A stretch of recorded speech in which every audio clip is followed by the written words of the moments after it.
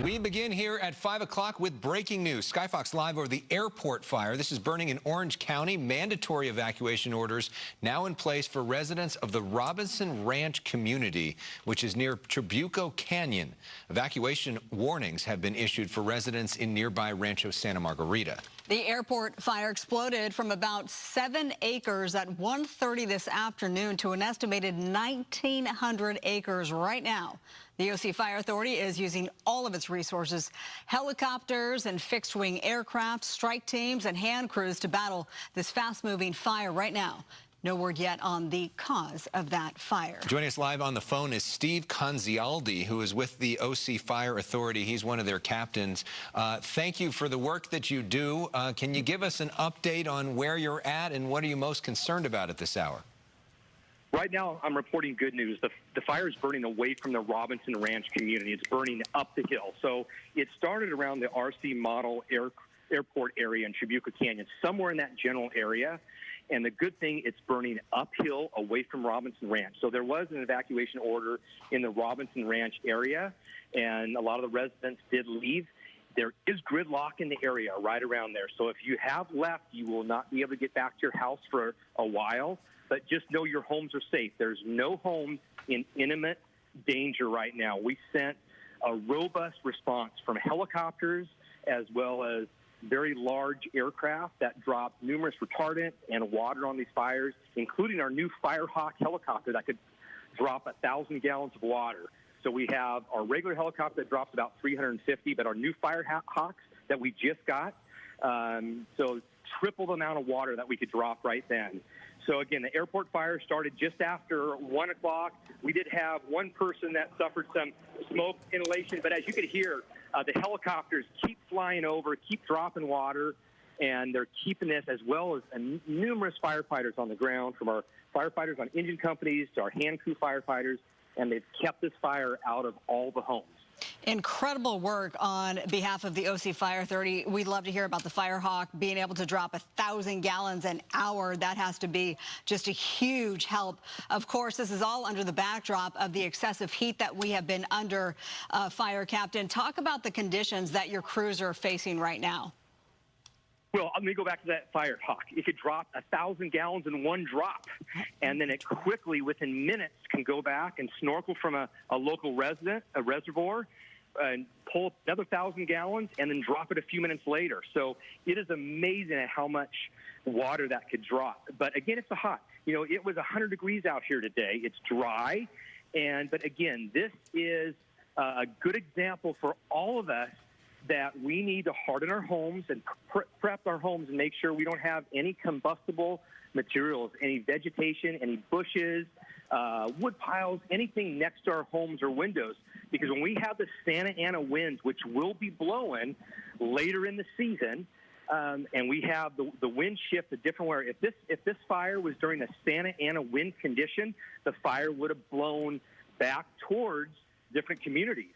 So we're very fortunate, but again, let's take heed to this and make sure when we do have those Santa Ana winds that we harden our homes so we don't have any structures that are damaged or destroyed. Good reminder from Captain Steve Conzialdi from the OC Fire Authority. Thank you very much. Best of luck in the firefight in the hours ahead. Thank you.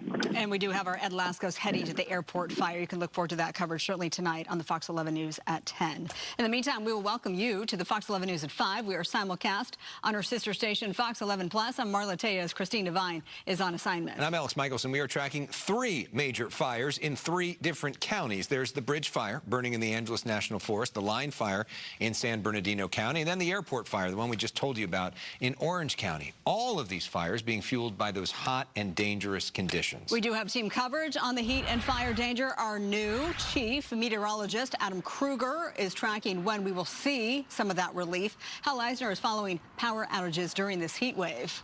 And Laura Diaz is live at the Line Fire. And let's start with the 4th day of the Line Fire. CAL FIRE reporting nearly 24,000 acres burned. Containment at just 3%. An estimated 11,000 people under evacuation orders. Laura live for us in the San Bernardino National Forest. Laura. Yes, Alex, that wildfire is still burning out of control as we speak to you live right here on Fox 11. If you look over my shoulder, you can see it burning on the ridge behind me. And I can tell you this, that they expanded the evacuation order earlier today.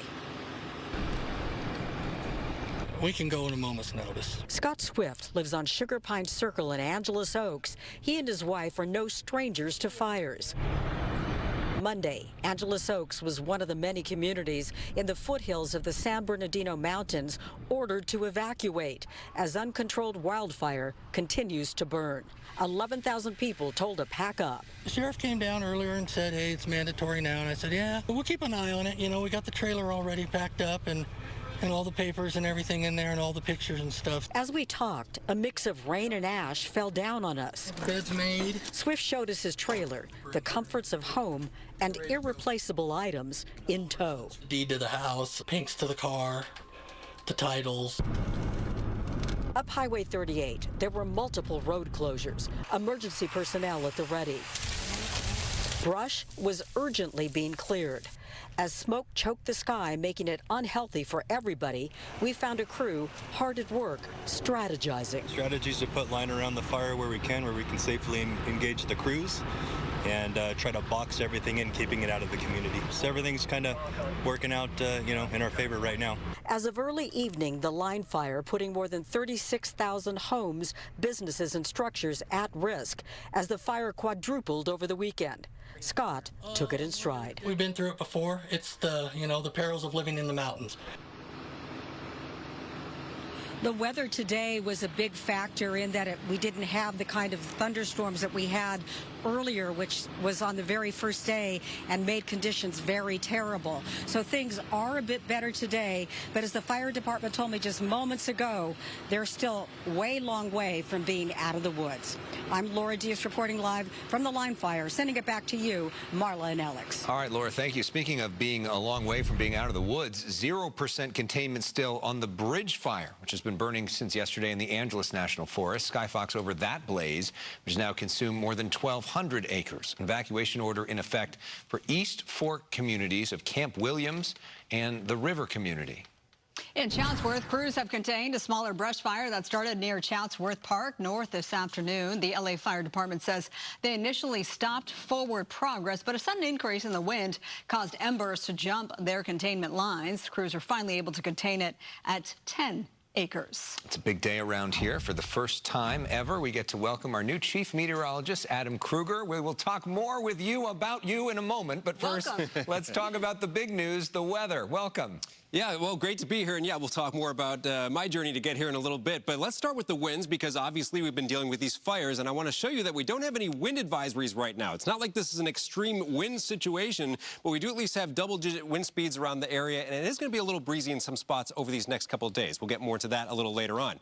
Let's start with the heat alerts, though, because yes, again today, we see these excessive heat warnings. That's the magenta color over a large part of our area, and coming into today, we were thinking today was going to be the last day of excessive heat warnings. Well, the National Weather Service has extended that into tomorrow, not along the coast, but much of the LA area and inland, again, in an excessive heat warning for tomorrow. So on our headlines, well, we will see finally some improving weather as far as these temperatures go, that heat wave gradually backing down. It is still going to be warm tomorrow. It's going to cool down, but still there's that excessive heat warning, and it will be much cooler by the time we get into the end of the week. How about those temperatures out there right now?